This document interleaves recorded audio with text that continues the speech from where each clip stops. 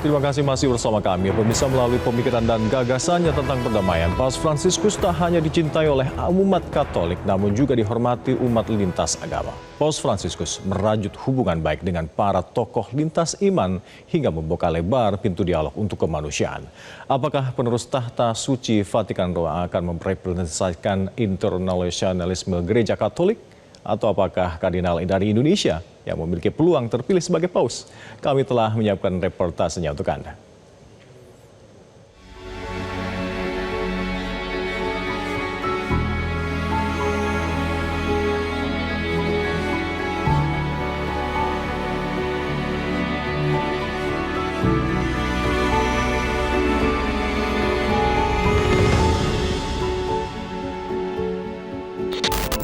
Umat Katolik sedunia tengah berduka. Awal pekan ini, Paus Fransiskus wafat pada usia 88 tahun di Vatikan. Almarhum Paus bukan hanya pemimpin tertinggi gereja Katolik sedunia, namun juga tokoh global yang dikenal berkomitmen mengadvokasikan berbagai isu sosial, seperti isu keadilan, hak asasi manusia, perdamaian, hingga krisis lingkungan. Melalui pemikiran dan gagasannya, Paus Fransiskus tidak hanya dicintai umat Katolik, namun juga dihormati umat lintas agama. Paus Fransiskus merajut hubungan baik dengan para tokoh lintas iman, sehingga membuka lebar pintu dialog untuk kemanusiaan. Inilah pertemuan terakhir Paus Fransiskus dengan umat Katolik. Di tengah perayaan Paskah hari Minggu pekan lalu, Paus Fransiskus berkeliling lapangan Santo Petrus di Vatikan. Karena kondisi kesehatan yang baru keluar dari rumah sakit, Paus tidak memimpin misa Paskah. Paus kembali muncul di balkon Basilika Santo Petrus saat pesan Paskahnya dibacakan. Pada Senin pagi waktu setempat, Kardinal Kevin Farrell mengumumkan berita duka wafatnya Paus Fransiskus dalam usia 88 tahun. Menurut dokter Vatikan, Paus wafat karena stroke dan gagal jantung. Alle ore 7:35 di questa mattina, il Vescovo di Roma Francesco è tornato alla casa del Padre. La sua vita tutta intera è stata dedicata al servizio del Signore e della sua Chiesa. Ci ha insegnato a vivere i valori del Vangelo con fedeltà, coraggio e amore universale, in modo particolare a favore dei più poveri ed emarginati. Con immensa gratitudine per il suo esempio di vero discepolo del Signore Gesù, raccomandiamo l'anima del Papa Francesco all'infinito amore misericordioso di Dio Uno e Trino. Ucapan duka cita datang dari berbagai belahan dunia, termasuk para pemimpin negara. Salah satunya Presiden Prabowo dari Indonesia. Walau tidak hadir dalam proses pemakaman Paus, Presiden Prabowo mengirim utusan khusus. Dengan rasa duka yang mendalam, saya menerima kabar mangkatnya Sri Paus Fransiskus. Dunia kembali kehilangan sosok panutan yang memiliki komitmen besar terhadap perdamaian, kemanusiaan, dan persaudaraan. Kunjungan Sri Paus Fransiskus ke Jakarta tahun lalu telah memberi kesan yang mendalam, tidak hanya di kalangan umat Katolik, namun di hati seluruh rakyat Indonesia. Pesan kesederhanaan, pluralisme, keberpihakan kepada orang miskin, dan kepedulian Sri Paus terhadap sesama akan selalu menjadi teladan bagi kita semua. Paus Fransiskus sempat mengunjungi Indonesia pada September 2024. Salah satu yang menarik dari sosoknya adalah pilihan kehidupan yang sangat bersahaja. Sebagai pemimpin tertinggi Gereja Katolik sedunia, sekaligus seorang kepala negara, Paus memilih kendaraan yang umum digunakan rakyat jelata saat berkunjung ke Jakarta. Paus Fransiskus juga sosok yang dikenal terbuka dan komitmen mendorong dialog antar agama. Di bawah kepemimpinan Paus Fransiskus, Vatikan terlibat dalam banyak kegiatan diplomasi agama, terutama dalam sejumlah isu global seperti perdamaian, kemiskinan, dan hak asasi manusia.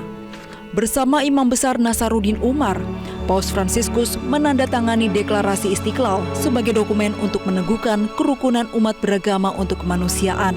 Kita juga sering mendengarkan pesan-pesan dari beliau, ya, jangan membeda-bedakan antara etnik, suku, jenis kelamin, sebab nilai kemanusiaan mereka itu sama.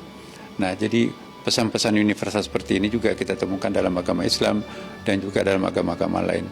Karena itu kita sangat kehilangan figur-figur teladan seperti ini.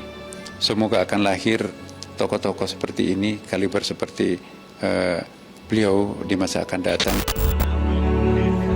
Paus Fransiskus juga dikenang sebagai sosok yang sangat peduli terhadap sesama, seperti perhatian Paus terhadap rakyat Gaza yang tengah diinvasi pasukan Zionis Israel. Yusuf. Buonasera Santo Padre. Buonasera, come stai?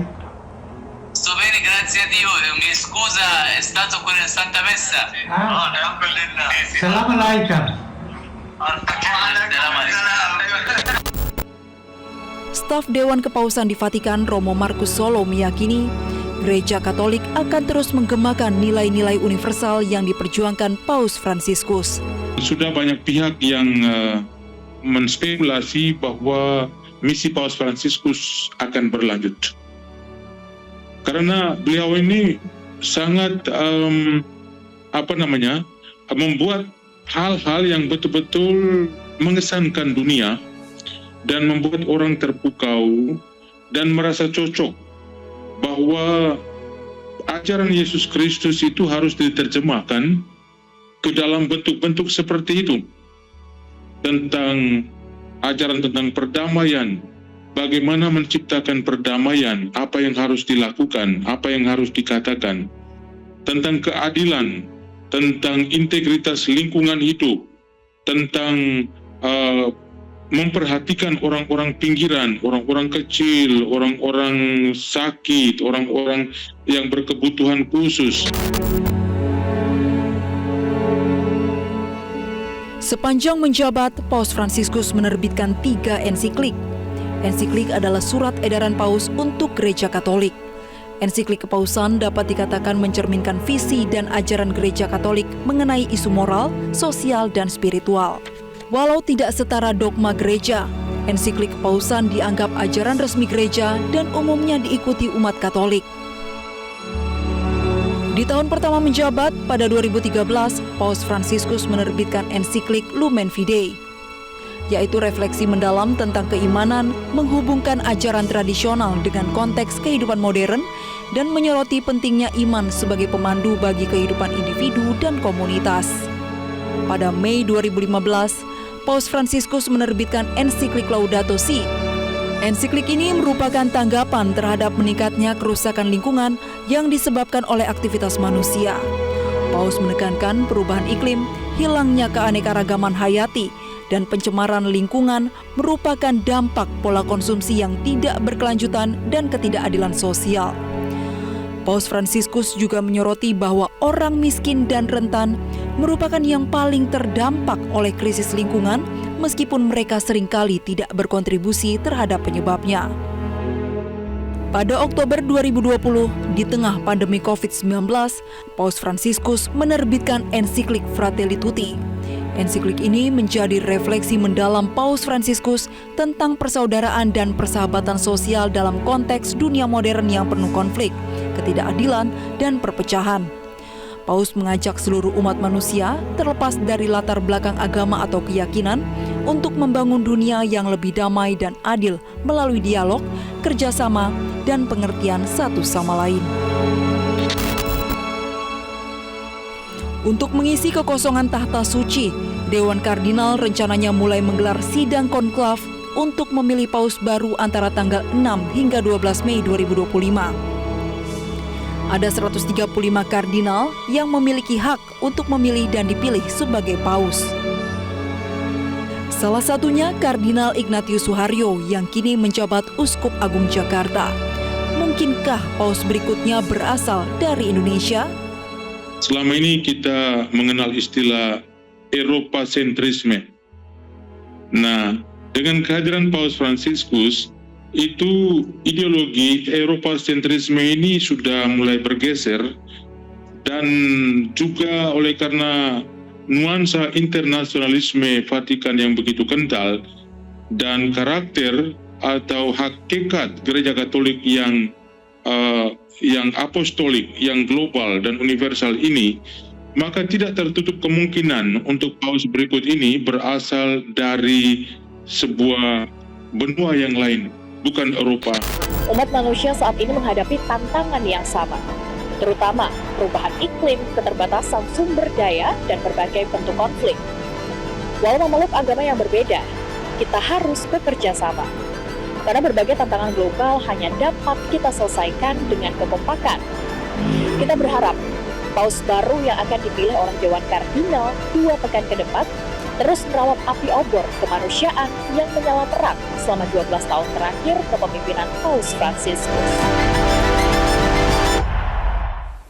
Pemirsa, demikian Top Report kali ini. Kita jumpa kembali di pekan depan di hari yang sama. Saya Hamdallah Kafi mewakili rekan-rekan yang bertugas undur diri. Terima kasih atas perhatian Anda. Sampai jumpa. Jelajahi cara baru mendapatkan informasi. Download Metro TV Extend sekarang.